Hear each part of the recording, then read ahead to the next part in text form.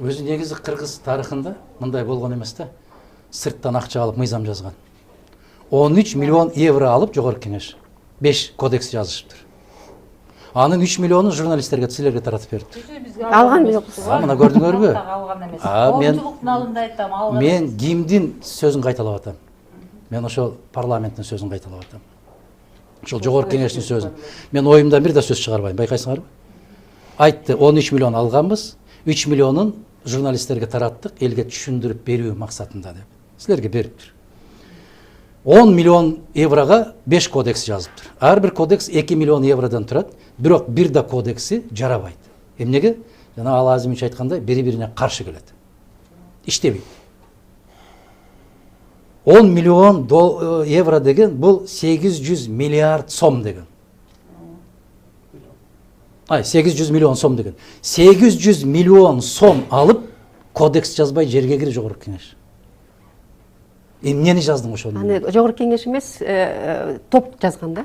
Топпайм, эми жогорку кеңешке жазып берип атат да. Профессорлор кечирип кой. 120 депутат. Кечирип кой. Ошол жогорку кеңештин депутаттары жаза албагандыктан топ жазып берип атат. Себеп улакчылар көп, базарчылар көп, ар жактан келгендер топтолуп калды да, элита да. Элитанын башы жетпей атат дагы кодекс жазганга, анан жанагы топ коюп атат да, бизге жазып берди. Анан булардын жазып бергенин дагы дурустап окуй албай отурушат. Биз ар бир нерсени аты менен аташыбыз керек. Аны менен мен Таукен кемчилигин жакшырып, же Ал Азимовичтин аны менен оңолуп кетпейбиз биз. Туура. Ачык айтышыбыз керек. Жаза албайсыңбы, отурба.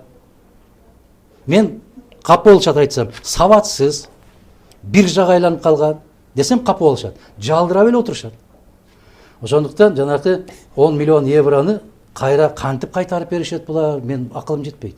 Анан бир мыйзам жазат дагы акылдуу болуп, кыргыз буудай өндүрүүчүлөрдүн баарын жокко чыгарышат. Казак буудай өндүрүүчүлөрүнө акча. Бул дагы 800 миллион сомдун тегерегинде. 643 миллион деп такташат кээде. Муну дагы жазган жогорку кеңеш. Мына силерге жылдын жыйынтыгы. Ассалому алейкум. Энеке сага Юрьев күнү деген тарыхта бир соңу сөз бар да. Вот тебе бабушка Юрьев ден деген. Мына бүгүнкү жогорку кеңештин жасаган ишине ушундай кылып жыйынтык чыгарып берсек болот. Экинчиден, Атамбаевдин кезинде азыр мүдүрүлүп кетсе деле Атамбаев Бакиевке шылтап жүрүп келди. Азыр бирдеме болсо эле Атамбаевдин кезинде болсо ошол мезгилде Жээнбеков деген премьер-министр эле. Ошол кезде бүгүнкү премьер-министрим биринчи вице-премьер-министр эле. Анан ошол кездеги жасап аткандар өздөрү эмес, анан ким? Сырттан бирөө келдиби? Айтып атпайбы? Муну жасап бер дешти, биз ошону жасап бергенге мажбур болдук. Айтыш керек эми. Биз эрксиз болдук. Биз коркок болдук. Биз чоркок болдук, биз сабатсыз болдук. Натыйжада 800 миллионго алып жазган мыйзамыбыз иштебей атат деп эле айтыш керек. Жок, мен кошула албайм. Адыхан Кимсанбаевич мындай элитаны аябай эле чөктүрүп. Элитада жазалат. Просто элитага тапшырма берилген эмес да. Атамбаев бийликтин баарын монополия кылып отурса каяктан?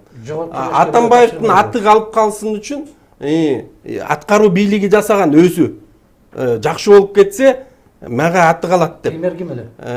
Тиги эме болсо, жогорку кеңеш болсо, унчук алган эмес. Бизге бергиле деп айтыш керек эле да. Өкмөт ким эле? Өкмөт ким эле? Канчанчы жыл болду? Ошо мыйзам жазылып аткандагы өкмөт. 16да. 16да ким? Эме да. Мен дагы бир ой айтып койдум. Жогорку кеңеш Сатыбалдиев да, Сатыбалдиев. Сиз аңызбытты?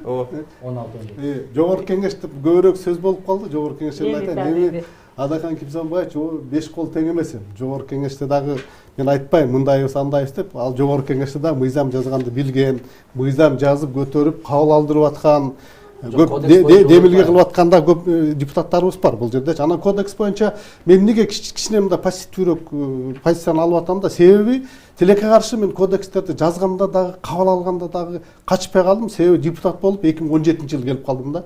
Баары кабыл алгандан кийин 2019-жылы 1-январда күчүнө киргенден кийин фактты көрүп калып атабыз да мындайчы. Анан ошондуктан кичине тилим кыскараак болуп атат. Кандай талкууладык эле, эмне кылдык эле ошол мезгилде 16-жылы. Аны айтканда ошондо Ал Азимович өкмөттөн келдиңер да ошо жаккачы.